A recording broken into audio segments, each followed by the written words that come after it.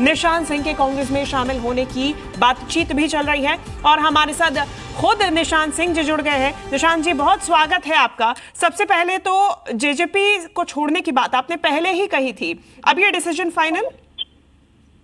आपका धन्यवाद। मैंने पहले नहीं कही थी, मैंने अभी कोई हालात ऐसे बन गए, मैंने अपनी पार्टी से रिजाइन किया है। और एक जो फैसला आप दे रहे हैं कि कांग्रेस में जा रहे हैं, वो भी गलत है। मैं आपको ये कह दूं कि राजनीतिक लोग फैसले करते हैं अपने कार्यकर्ता साथियों के साथ मिलकर। तो कार्यकर्ता मित्र कहेंगे कि ये फैसला करना है तो वही हमारे लिए माननीय होता है।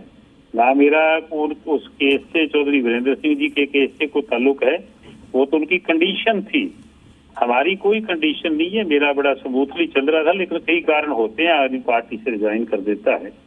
तो मैं रिजाइन मैंने मौखिक किया है, 1-2 दिन में जाकर के राष्ट्रीय अध्यक्ष जी को लिखित रूप में देके आऊंगा और उसके बाद जो साथी कहेंगे उनसे राय करूंगा 5-4 दिन में, और जो फैसला वो लोग कहेंगे वो लेंगे। यानी कि निशान जी, कोई भी बातचीत नहीं, चाहे कांग्रेस चाहे बीजेपी से अभी तक में? कोई बातचीत नहीं। जो मैं कह रहा हूँ वो करेक्ट कह रहा हूँ, बिल्कुल दुरुस्त कह रहा हूँ कि साथियों के साथ मिलकर के निर्णय होगा, जो वो कहेंगे वो फैसला करेंगे। निशान जी, नाराजगी ये पहले की थी या फिर हाल फिलहाल में कुछ चीजें बदली? आपकी नाराजगी, कोई भी रिश्ते हों उनमें जब नाराजगी खटास पैदा होती है तो एक दिन में नहीं होती, कोई ना कोई कारण होते हैं छोटे छोटे। उन कारणों में पता नहीं कौन दोषी होता है। मैं तो मेरी पार्टी को दोषी तो नहीं कहूंगा, मैं किसी को गलत नहीं कहना चाहता, हो सकता कहीं मेरा भी दोष हो, लेकिन मैं पार्टी को एज ए प्रेसिडेंट रन कर रहा था। मेरे साथी जो कार्यकर्ता, उनकी ग्रीवेंसेस देख करके मैंने रिजाइन कर दिया। ठीक है निशान जी, हमारे साथ हरियाणा डिप्टी एडिटर विनोद लांबा जुड़े हुए हैं, आपसे सवाल करना चाहते हैं। विनोद जी जी। नमस्कार सर, कैसे हैं आप? मैं ठीक हूँ, आप सुनाइए लांबा जी। मैं ठीक हूँ सर। मैं सीधा सवाल आपसे यही जानना चाह रहा था कि पार्टी का जिस तरह से गठबंधन टूटा, गठबंधन टूटने के बाद ग्राफ लगातार गिर रहा था और आप एक बड़ा चेहरा थे पार्टी का, आप मौखिक रूप से इस्तीफा दे चुके हैं, जो जानकारी आपने हमारे दर्शकों के सामने जी मीडिया पर साझा की है। और हम एक जिम्मेदार चैनल होने के नाते ये बिल्कुल नहीं कह रहे हैं कि आप अभी कांग्रेस में जा रहे हैं और कल वीरेंद्र सिंह के साथ, लेकिन इससे इलावा एक बात जरूर मैं पूछूंगा। मेरे सोर्सेज मुझे इंडिकेशन कर रहे हैं कि एक मुलाकात आपकी हुई है कांग्रेस के लीडर्स के साथ, और मैं नाम के साथ कह रहा हूँ कि नेता प्रतिपक्ष पूर्व मुख्यमंत्री भूपेंद्र सिंह हुड्डा के साथ सरदार निशान जी की मुलाकात हो चुकी है। देखिए, आप क्या कहते हैं वो आप जाने, मैं उसके लिए जवाबदेह नहीं हूँ। मैं तो लांबा जी ये बात कहूंगा कि मैं कोई निर्णय अगर लूंगा तो निर्णय मेरे जो साथी मित्र हैं राजनीति में, उनके आदेश पे लूंगा, उनके कहने पे लूंगा, उनकी राय से लूंगा, और यही राजनीति अलाउ करती है। तो यही मेरा आपसे निवेदन है। मैं इससे ज्यादा कोई बात कहने की पोजीशन में नहीं हूँ। मेरे रिजाइन के मामले में मैं किसी को दोषी नहीं मानता, वो हालात होते हैं। मैंने 30 वर्ष लोकदल की सेवा की है कार्यकर्ता के रूप में। तो एक समय होता है जब संबंध टूट जाते हैं, तो वो उसका मलाल भी होता है संबंध टूटने का, लेकिन वो जो भगवान को मंजूर है वही होता है। तो दैट्स ऑल। नहीं, बिल्कुल आपने ठीक कहा, आपका हक है कि कितनी बात आपको रखनी है और निश्चित तौर पर आपने कहा। लेकिन सर, इसे बड़े झटके के तौर पर देखा जाएगा। एक बड़ा चेहरा था सरदार निशान सिंह, कोई छोटा नाम नहीं था, और जेजेपी में जब आप आए थे, जिस तरह से आपको बनाया गया था प्रदेश अध्यक्ष, एक बड़ा माहौल बना था, एक बड़ा झटका जेजेपी के लिए है। अब उभर पाना जेजेपी के लिए मुश्किल होगा। सर, मैं कार्यकर्ता हूँ और कार्यकर्ता के रूप में हमेशा काम किया है। थोड़ा सा भिन्न जरूर हूँ राजनीतिक लोगों से, थोड़ा अलग स्वभाव है।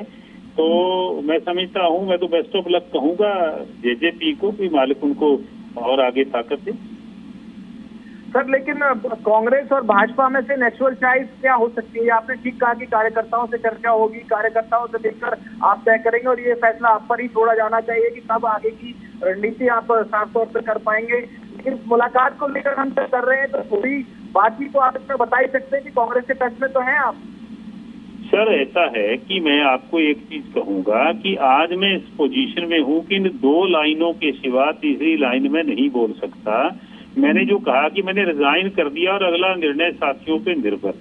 और यही बात है, आप कितनी बार कहें सॉरी, मैं तो यहाँ तक ही सोचूंगा कि आज इस सीमित बात को आप मान लें।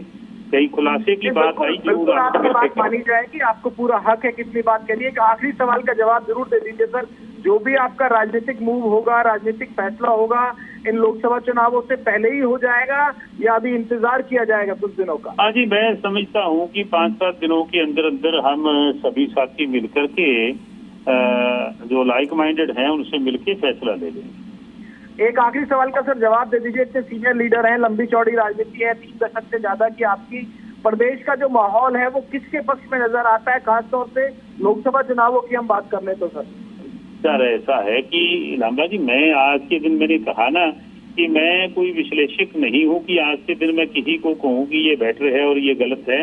मैं तो खुद दुराहे पे खड़ा हूँ।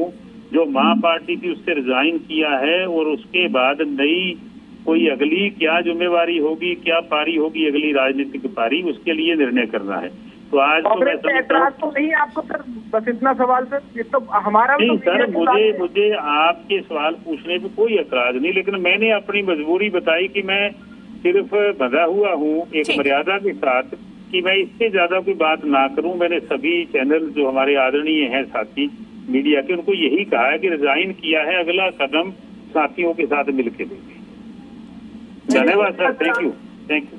बिल्कुल, हम आपके कदम पे नजर रखेंगे और जब आप उस पोजीशन में होंगे वो खबर भी आपसे पूछ के आपसे चर्चा करके। ठीक है सरदार निशान जी। विनोद जी, थोड़ा समय की बाध्यता है। सरदार निशान जी, बहुत धन्यवाद हमारे साथ जुड़ने के लिए।